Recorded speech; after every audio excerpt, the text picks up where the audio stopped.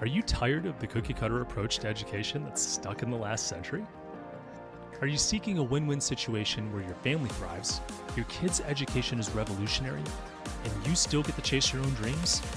Welcome to Unschooled Unleashed. Unlock your child's genius. I'm your host, Matthew Jarecki, an unapologetic rebel dad and promoter of what many consider to be educational anarchy. You know the world isn't going to be won by those that just toe the line. It's the innovators, the visionaries, and the resilient spirits that are going to thrive. Our mission here is to forge those world changers within our very homes with less stress, energy, and time. Unschooled Unleashed starts now. Welcome to another episode of Unschooled Unleashed. I'm your host, Matthew Jarecki.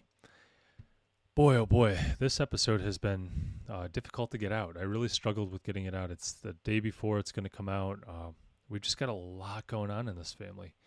I know it's September, and normally this is the busyness of back to school, but we don't have that back to school stuff really going on. What we do have going on is a brand new puppy that we just named Tootsie Roll. She's a little 14-week-old dachshund. So pretty fun, but it's destroyed our sleep schedule. We have family in town from Hawaii. My sister's in town from Hawaii.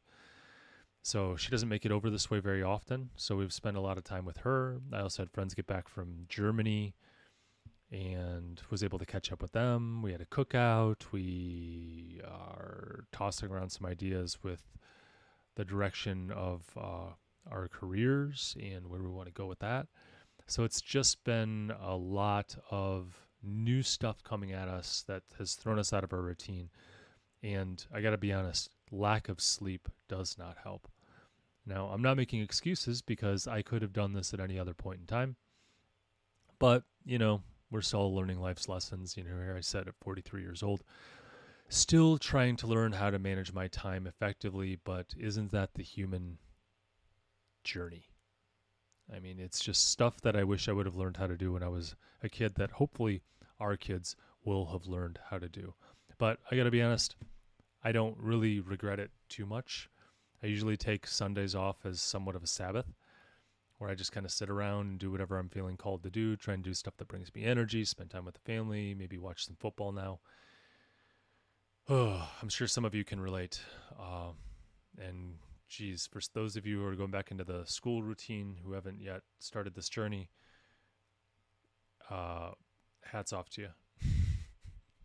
I can't imagine, especially with what's been going on in our family. But anyways, today we're going to be diving into something I've coined as intentional unschooling. And it's really my philosophy for unschooling, where we combine both a hands-on and a hands-off approach to education. And I think this is going to provide a more balanced, effective homeschooling strategy. And it fulfills the responsibility I feel for preparing my kids for the future. So today we're going to define it out first. And then we're going to dive into some strategy using the 3 pillars of intentional unschooling, and we'll talk about that. So with that, let's dive in. So what is intentional unschooling?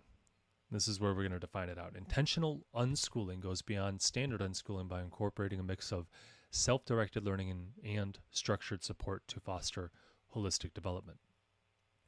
It's a different strategy to unschool. It's really just another way. Now, let's compare conventional unschooling to intentional unschooling. So here's how they differ. Unschooling, the lever to back off and allow kids to make their own choices about what they're learning, is pulled all the way back to a 10 out of 10 level. And with intentional unschooling, it differs in there's not just one lever, but 2 levers. So it still has the back off on a 10 out of 10 level and let the child choose what they want to learn, but it also provides the other lever, which is we're pulling back all the way to a 10 out of 10, and that's parental support. And I think both of those combined are going to be more beneficial than just completely allowing them to wander. Now, I got to be honest, I was really pulled towards radical unschooling, but I couldn't reconcile the Bible verse Proverbs 22:6 and do radical unschooling. And Proverbs 22:6 says, "Train up a child in the way that he should go. Even when he is old, he will not depart from it." And really what I think that states is that parents have a major role in preparing their children for future success, not just spiritually, but really for future success in life. I believe it sets up the parents for the future role they'll play with their children, past when they're in our house. So they've left our house. We're going to be more of a guide and a resource for children and not be the authoritarians or the top-down instruction people. I hope that it creates free thinkers. In fact, I think it is likely to do that. And hopefully we're able to avoid some of those rebellious years because they are able to make their own decisions and there's really nothing to rebel against. So intentional unschooling has two cornerstones when you boil it down. The first cornerstone, as we've lightly touched on, is backing off. It's the power of self-directed and interest-based learning. So we're going to back off like we're doing radical unschooling and let them make their own decisions on what they want to learn. I'm going to do that on a 10 out of 10 level. They are the directors of their own ship. They're going to feel that weight. We're going to let the child make their own decisions within that educational journey to foster creativity, critical thinking, adaptability, those types of things. Backing off is also allowing for self-directed, interest-based learning without a mandatory curriculum. We're not going to force them to do anything. I think they're going to learn faster because of it, because it's going to require less energy and less time. So it's more efficient and it's less stress for the parents and the children because you really don't have to force them to do anything. You're not making them hate learning and they're diving into things that they're already interested in. So it's basically the main principle of unschooling. It allows children to fall in love with learning, and this is where I think they are able to build their genius. That's lever one. Lever two is that parental support. Again, we're going to do this on a 10 out of 10 level, but we're going to be proactive about it. I think effective homeschooling requires equipping children with the right tools, values, and connections for the road ahead. So I embrace the philosophy of intentional unschooling by providing this parental support to give my children what I believe are values, principles, and strategies that are going to prepare them for the future and really a better life, including providing structures, tools, exposure, experiences, encouragement, connections to opportunities like apprenticeships and courses, stuff like that. I really do believe that this is going to allow my children to be set up for future success. But we really do have to back off and allow them to make the decisions, as hard as that is, but then support them in their educational journey because they can't do it on their own. So in summary, the cornerstones of intentional unschooling allow for blending unschooling with parental responsibility to guide our children, not force, in their educational journey. Next, we're going to talk about the three pillars, what I've coined the three pillars of intentional unschooling. The first pillar is holistic education. So beyond academics, we're going to cover things within anything that's going on in their life, like maybe emotional intelligence. Of course, we're going to get reading, writing, math, but we might do nutrition, finances, physical education. I mean, the list goes on. Spirituality, social skills, other life essential topics. I think in a holistic education, we're also going to build meta skills. And when I say meta skills, I mean these are skills that can be applied to not just one category of life, but many categories of life or many different disciplines. Especially skills for the future workforce where AI is going to be combined with the gig economy or entrepreneurship. We're going to need those meta skills because that's where we're going to build on. Because there's really you learned coding, but maybe coding isn't available there in the future because AI does it all. But you learned some meta skill where it might be life skills acquisition, like finances, how to manage time, that kind of stuff. Adaptability is another one. Ability to teach yourself, nurturing creativity, social skill development, knowing self-knowledge, knowing about yourself, when you want to wake up, how much sleep you need, when you go to bed best, like when you're tired, to set yourself up for success in the future, how you learn best, all those different things. I think those are all meta skills that are very important. And that's part of the holistic education. Also, just topics they're interested in. This is where the genius is built and they forge their own unique path. I think it's incredibly important to allow that for space for that. I think that's where we've often gone wrong in schooling is we suck up all their time with quote unquote learning, but they're just putting stuff in front of them, forcing them to learn, and it doesn't allow for time to create that genius where they can dive into something that they're just interested in. Maybe someone else isn't, but they are. Also, we're going to take life as it comes and really focus where the teachable moments are. And this is part of that intentional part of intentional unschooling, where we're going to move at life's pace and take life as it comes, where circumstances create a time when their ears are wide open and they want to hear what you have to say. Allowing for the space to be able to do that, I think, is incredibly important. And this is where I think we as humans really do learn. The teacher will appear at the right time, and I think allowing for those opportunities and not being so rushed all the time, allowing yourself to be that teacher, giving yourself that space, I think is incredibly important for our children. I know in my personal journey with this holistic education for my children and myself really is I never really learned about myself. Now I did to a point, but there was so much more. Now my kids are 5, 8, and 9. So what we're focusing on right now is creating a consistent bedtime and wake up time. Now it's always a challenge, but we try and give them that framework. In addition, we don't set these rigid, we don't make everything so rigid.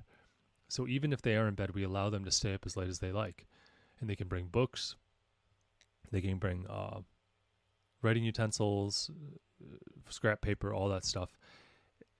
They can stay up as late as they want doing whatever they want, and then they can wake up as early as they want doing whatever they want as long as it's quiet.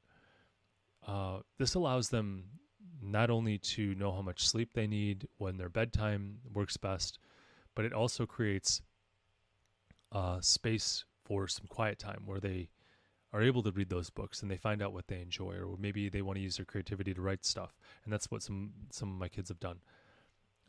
They've really experimented, all of them, with that type of stuff. So now they learn to love reading and writing and drawing and, leafing through an encyclopedia and learning some stuff.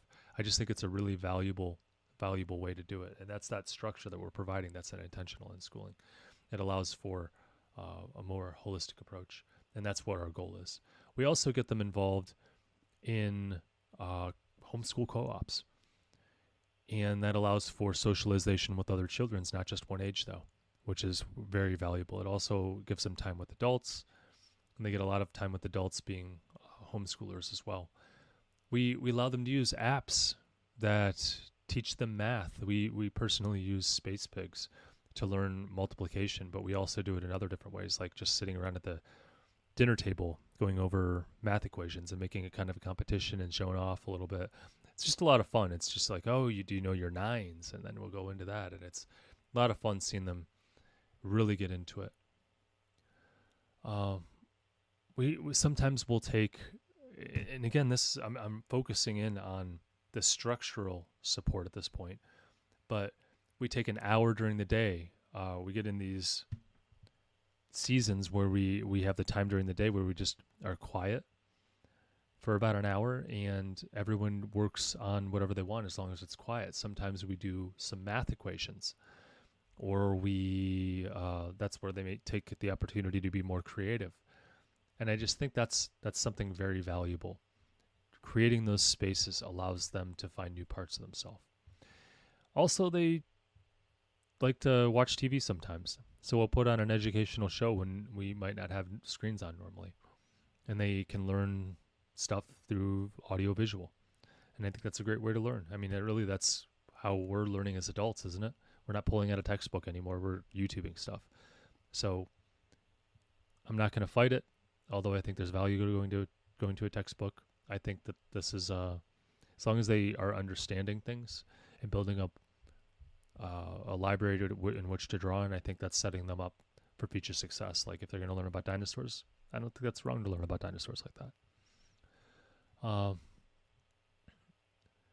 I don't get too attached to timelines because of the unschooling aspect of this, but obviously there's things that we want to encourage them to learn.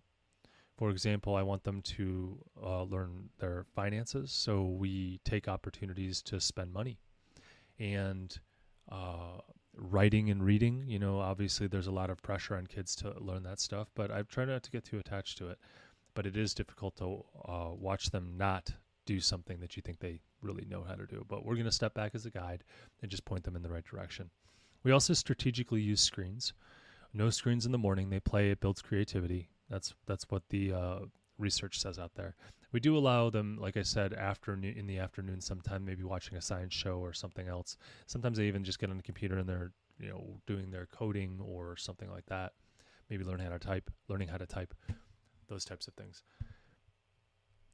I think relationships are part of that holistic education, learning how to talk to someone. So we spend some time in the morning, especially recently, I put it first thing in my morning, where I'm going to spend time with my wife and independently my children, usually after my workout. With my wife, I focus on building a relationship with her by going for a walk with her. And then I go out and play catch with my kids, maybe frisbee or football, something like that. I try and put that in the first part of my day. It is a challenge sometimes when you're busy, but I do think it's important to work on the relationships. And it really establishes me, if we're talking during this time, as a guide and not top-down authority. It just creates that space for talking. And I think that's part of learning how the world works, because in the future, that's what I want to be. So in summary, I believe parents should take responsibility to provide opportunities to learn in all life essential topics and take advantage of teachable moments when they appear and guide them to success in all areas of life as best we can.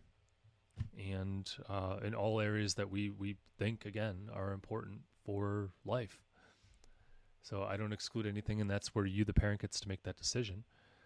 But I think it is. I think it's very important to focus in on those. The next pillar of intentional unschooling is enabling early, safe learning. It's enabling early and safe learning. Parent and children should understand their strengths and interests as early as possible to set them up for success. That's one way to do it. We want them to know their self as early as possible, because that's going to pay dividends as time goes on, right? If you know how much sleep you need, boom, now that's going to definitely help you out. And with a 10 out of 10 parental support, we can guide them while their ears are open, those teachable moments. We can allow them to fail and learn from the failure and test it by testing their own strategies, because their strategies might not work. I always say to my kids, there's two ways you can learn a lesson. One, that's the easy way. That's learning from others. That's me or someone else you trust that you think is wise. Or you can learn the hard way, which is trying to do something on your own, seeing the consequences of that decision, and then adjusting. This isn't the fun way, but sometimes it is the way it needs to be done, because no one's ever tried that. But it is also the hard way, because some of life's lessons are very hard, and you can learn from others and avoid some of those pitfalls. So we focus quite a bit on that. I do think that allowing your children to make mistakes early is the safest way to do it, because failing in a parent's household is safer than when you're an adult. And the goal is to allow that lesson to be learned with the least amount of pain. And I think I think that the least amount of pain, that pain threshold, which allows the child or anyone really to say, I'll never do that again, like I'm learning my lesson. I think that threshold is much lower when you're a child as opposed to when you're an adult. And I can give a lot of examples. In fact, let's jump into some of the ones that I'm trying to teach to my kids currently, and why I'm trying to teach them that. So financially, we're teaching lessons to our kids. We provide a structure to them as far as giving, saving, and spending. We're very basic at this point. We believe that the first 10% of your money should go to giving. We call that a tithe. And the rest of the money is split 50-50, 50% to savings, and then the other 50% to spending. I think this 50-50 approach, it's very intentional, and you'll see why here in a second, because what we do next is we allow the kids once a week, we allow them to go to the store and they have the option to buy something. And they just kind of tag along with us. Now, normally, they'll say, hey, I want to go to the store. Can we, because I want to buy some candy. So we allow them to do that. Now, here's where the lessons is taught, because I see them spending all their money on candy, and I know they want a video game. They keep on saying, I want to save up for this video game. Now, the saving money is for emergencies and other stuff that we're going to be allocating towards, like maybe college or something like that. The spending is where you can save up for something as well, with the intent to spend that money. If they choose to spend it all on candy, they won't have money for their video games. Okay? And that's why we do it 50-50, because as they go in and spend their money, they have now another jar of money that says, if you didn't spend this money on candy, you would have this much money. And that's a great lesson to learn, because oftentimes they'll count it because they love counting their money. And they'll say, oh my gosh, I have enough to buy the video game that I want, or at least a video game that I want. And it's like, they come up and they tell me this, and I go, oh, okay, yeah. Yeah, if you would have saved all that money that you spent on candy, you would have that video game right now. Was the candy worth it? And I'll ask them that, like, genuinely, I want to know what they think. And the answer has been, no, it wasn't worth it. And I think that's pretty entertaining to a point. Not because I want to see them be miserable, but because that's one of those, eye-opening moments, like, oh my gosh, I spent all my money on candy and I could have had the video game as I sit here right now. So we allowed them to feel the pain, which is the consequences of their decisions. And hopefully at that point, a lesson is learned. If not, they're going to have to learn it again when the stakes are higher, because as you get older, it gets higher. Again, no parental rescuing. We're not going to buy them their candy unless it's a special occasion. And we're not going to rescue them and just buy the video game either. Now, we do buy stuff, of course, that they want on birthdays and Christmas and stuff like that. But we're not just going to go over and say, oh, they really want it. That's where the lessons are learned. Now, contrast that to parents who rescue the children and don't allow them to learn any of those lessons early on. The stakes get higher. If they were to learn that as a teenager, they're working a job and they have a lot of money, and then they just go over and waste it away, and the parents don't rescue them when they're a teenager now. That lesson's a little bit harder, right? They worked hard for that money. Not that the kids don't work hard for their money now, but the stakes go up. Maybe it affects not being able to get a car, or maybe not being able to go on that trip. These are bigger things. Keep pushing that, and you say, well, if they didn't learn it at 15, they'll learn it at 25. They're out of the parents' house, and now you could just imagine all the mistakes that can happen at 25, or even think back about your life, about all the mistakes you made when you were 25. But the stakes are up. You're going to maybe lose the car that you had payments on because you didn't know how to manage your finances. You get kicked out of your apartment and you're on the street. These are big lessons. Go to 35 and the stakes might even be higher, where now I have a spouse and children who depend on me, and I'm making horrible financial decisions, and it puts out my whole family on the street. You see how the stakes just continue to go up? My goal is to make those lessons, allow those lessons to be learned. They're going to have to be learned, oftentimes through consequences if they're not listening. Allow those lessons to be learned as safely as possible, which happens in my house where there's a safety net. Like, I'm not going to let them crash and burn, but I'm going to allow them to feel the pain, but only enough pain to where they learn their lesson. And that's very easily done when they're young, but much harder as they get older. Along the way, I also emphasize that, again, they can learn the easy way, which is from others, or the hard way. And oftentimes their ears are wide open after they learn one of the hard lessons, and they really hear what you're saying, and it establishes you again as that guide where you can walk along with them, love them along the way, not be in charge of their lives, but walk with them and allow them to feel the full weight of their decisions. And then that's what builds responsibility. It's because they know that their decisions affect their life, and that's difficult to get that balance, but worth it, I think, because they're going to have to learn that lesson either way. I didn't make the rules, but I certainly am going to try and set them up for success within the rules that I know happen. And the rule is they will be out on their own making their decisions. Do you want them to have a safety net or not? It's up to you. You just got to pick and choose. Do what you think's best. Moving on, the third pillar of intentional unschooling is, this is going to catch a lot of you off guard, but pursuing dreams during home education. I'm going to say it again. Pursuing dreams during home education. I fully believe that children learn best, and they don't even know it, from modeling.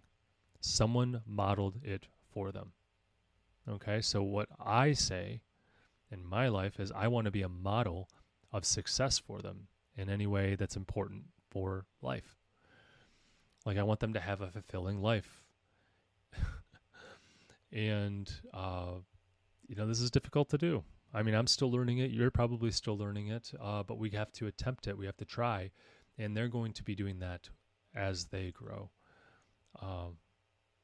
But it's going to be a lot easier if they had someone who's already figured some stuff out and they can just mimic you. I do believe parents are the main models for children, and I take this very seriously. So in this case, what's good for me, like truly good for me, is good for them.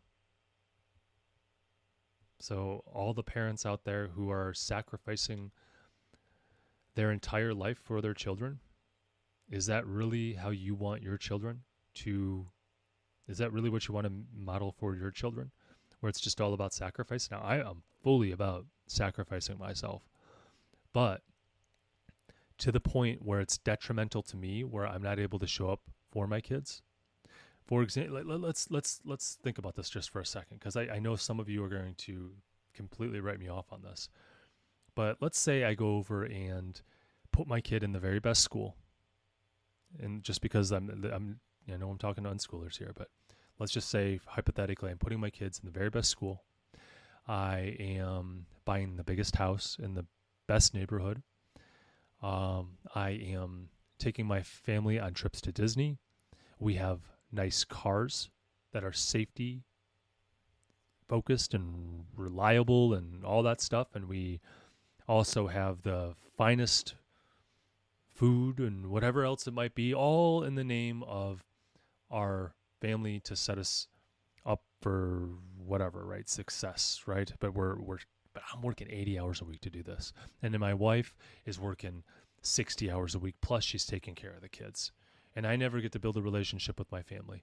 And then at the end of it, the kids leave the house and me and my wife say, hey, good job, but we don't even know each other anymore. And we kind of forgot who we were along the way as well. And we don't have any friends. But we got the big house and we got the nice cars and we ate the best food and we went on the family trips to Disney or wherever is super expensive and supposedly the best trips. I mean, is that really worth it? Or should we maybe be working on our own relationship with our Creator and taking time to ourselves to figure out ourselves and learning how to set our own boundaries, even with our children and our spouse?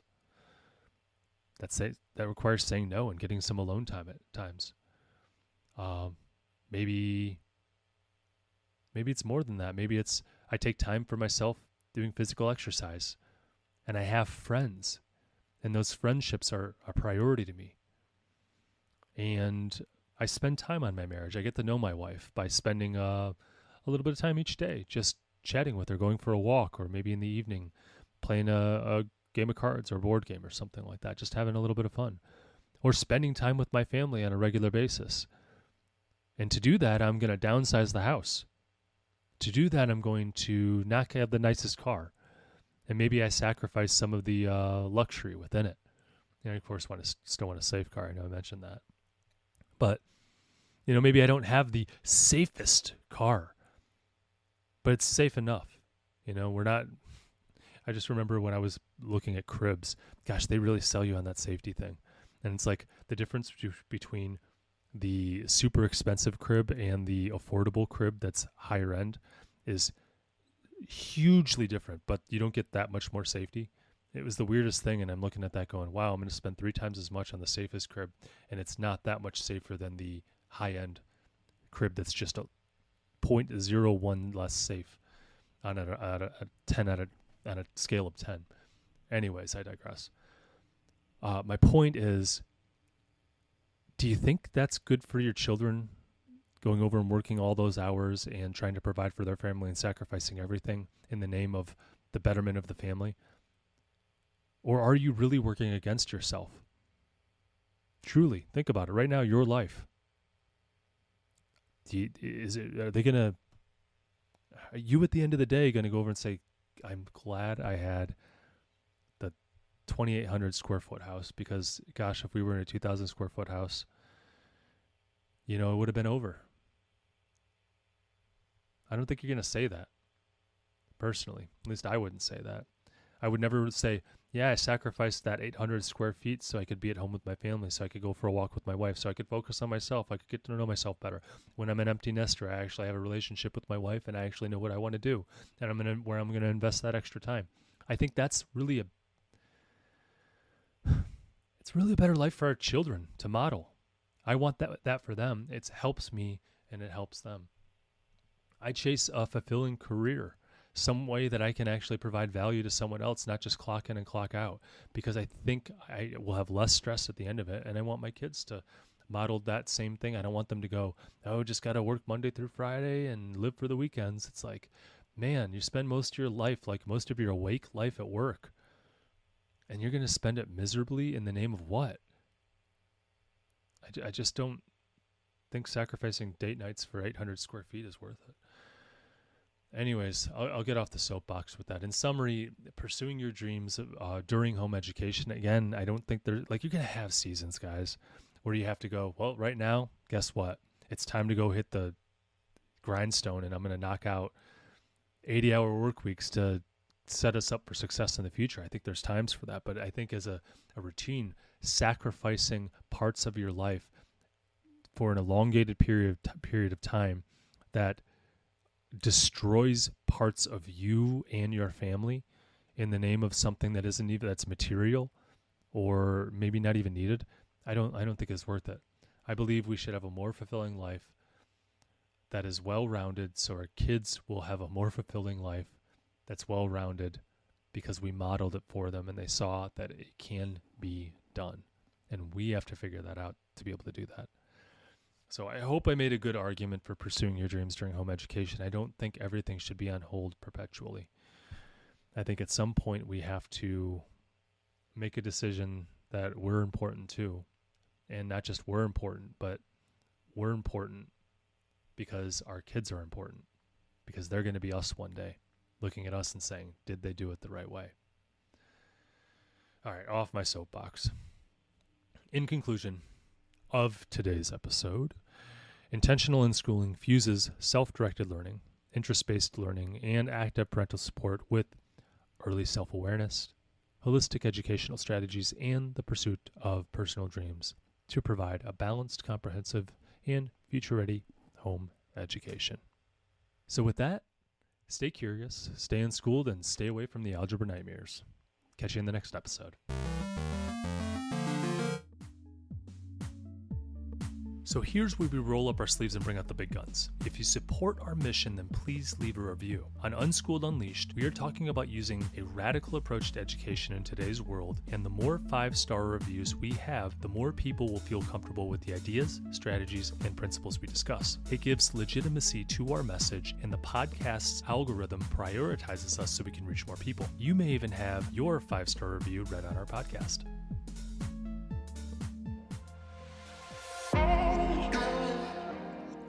Before I let you go, I have to pause and say this from the bottom of my heart. Thank you. Your presence here is the fuel that ignites this movement. I am incredibly moved that you trust in us enough to click play. You, my friends, are the caped heroes in this story, the guardians of your family's learning journey, and a beacon of hope for your community. Be bold. Do what you think is best for you and your family. Thanks again for tuning in and taking this courageous leap outside of the box for this educational revolution. Welcome to the front line.